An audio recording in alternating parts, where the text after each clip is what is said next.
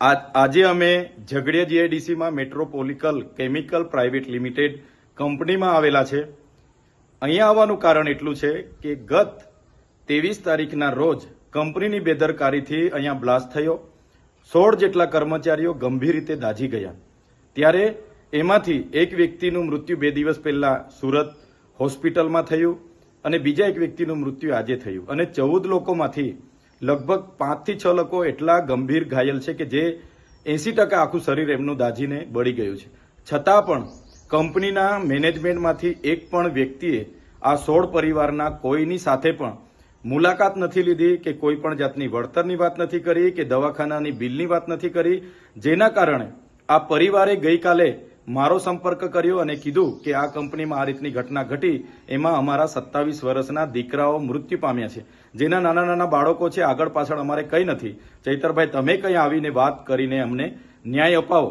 આજે અમે અમારી ટીમ સાથે એ કંપનીના ગેટ પર ગયા અને 11:30 થી લઈને 1 વાગ્યા સુધી ત્યાં ઉપસ્થિત પીઆઈ વાઘેલા, પીએસઆઈ બધાને અમે કીધું કે મેનેજમેન્ટમાં જે કઈ વ્યક્તિ હોય એને ગેટ પર બોલાવો અને અમારી સાથે જે પરિવારજનો આવેલા છે એમની સાથે માનવતાની રાહે જે વળતરની વાત હોય એ વાત કરે અને એમને ન્યાય આપવાનું કામ કરો.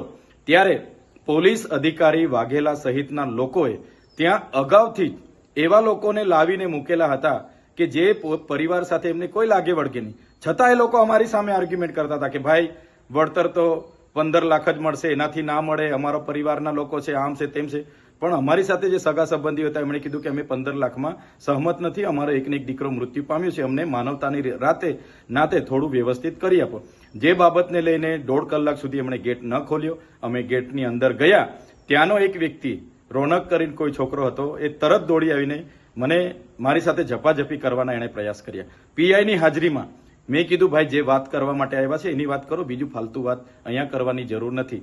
ત્યારબાદ પણ કંપની મેનેજમેન્ટ દ્વારા એમના પરિવારજનોને બોલાવવામાં આવ્યા, એમની સાથે વાત કરવામાં આવી. એમ કહેવામાં આવ્યું કે 2 લોકો મૃત્યુ પામ્યા છે, એની જવાબદારી કંપની 15 લાખ સુધી લેશે, એના સિવાય અમે 1 રૂપિયો આપવા માંગતા નથી. જેને લઈને અમે બાદમાં કંપનીની બહાર આવ્યા અને બહાર આવતાની સાથે જ અમારા લોકો પર પોલીસ દ્વારા ત્યાંથી જાહેરનામું છે એમ કરીને લાઠીઓ દ્વારા બહાર ભગાડવાનો પ્રયાસ કર્યો છે. ત્યારે મેં કહેવા માંગુ છું કે પોલીસે આ કાર્યમાં એક માનવતાની રીતે ત્યાંના લોકોના વિશ્વાસ થાય એ રીતના પોલીસે ભૂમિકા ભજવવાની હતી. એની જગ્યાએ 5-5 દિવસ સુધી પોલીસ ત્યાં દેખાઈ નહીં. આજે અમે જવાના હતા ત્યારે પોલીસ ત્યાં આવી ગઈ અને કંપનીના માલિકના કહેવા પ્રમાણે એમણે વળતર નહીં આપવા દેવા માટે આ પરિવારોને પણ નહીં મળે, તમે જ્યાં કરવાના હોય ત્યાં કરી લેજો, તમારાથી થાય તે કરી લેજો, એવું પોલીસના પીઆઈ બોલતા હતા. એટલે પોલીસની જે કામગીરી છે મને લાગે છે કે માલિકને ના તલવા ચાટતા હોય એવું મને લાગે છે. ત્યારે મેં એ વિસ્તારની તમામ જીઆઈડીસીઓમાં કામ કરતા કામદારોને, આ વિસ્તારના તમામ લોકોને મારે નમ્ર અપીલ છે, એક 16 પરિવાર સાથે જે ઘટના ઘટી છે બહુ ગંભીર ઘટના છે. કંપનીના માલિકોને આનાથી પેટનું પાણી પણ નથી હલતું. તો આવનારા દિવસોમાં આ ઘટના બાદ તો અનેક ઘટનાઓ બનશે, ત્યારે બધાનો જ વારો આવવાનો છે. ત્યારે સૌ લોકોને મારે વિનંતી છે, આવનારા દિવસોમાં અમે જાણ કરીશું, પરિવાર અને પ્રશાસનની મધ્યસ્થી રાખીને અમે જાણ કરીશું. ત્યારે સૌ ત્યાં ઉપસ્થિત થજો. આ પરિવારને ન્યાય અપાવવાનું કામ આપણું બધાનું છે અને આપણે બધા સાથે રહીને કરીશું. આમાં જે પોલીસે ભૂમિકા ભજવી છે એ ખૂબ જ નિંદનીય અને દુઃખદાયક છે. પોલીસે એમના માણસોને બોલાવી ખોટા વિડીયો પણ બનાવ્યા છે અને અહીંયા પૈસા માંગવા આવેલા છે એવા વિડીયો પણ બનાવેલા છે. પણ પરિવાર આજે દુઃખી છે અને પરિવારની આ દુઃખની ઘડીમાં સહકાર આપવો એ આપણી બધાની ફરજ બને છે.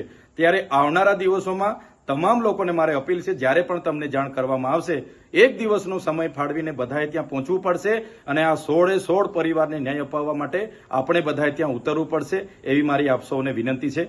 જોહાર, જય આદિવાસી.